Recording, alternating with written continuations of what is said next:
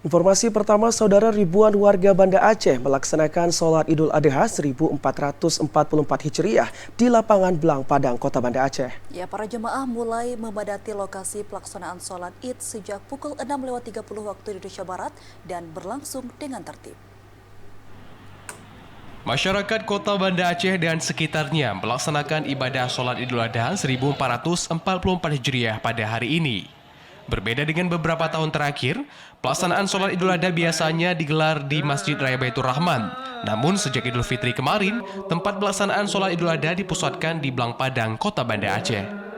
Para jemaah mulai berdatangan memadati lokasi lapangan Blang Padang sejak pukul 6.30 waktu Indonesia Barat. Warga berbondong-bondong hadir lebih awal agar terhindar dari desakan keramaian. Tampak petugas dari kepolisian dibantu TNI dan Satpol PP mengatur arus lalu lintas untuk mengatasi kemacetan.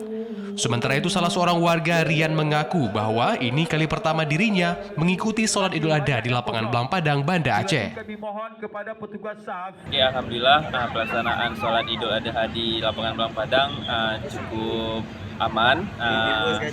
Staff-staffnya juga masih teratur dengan tertib.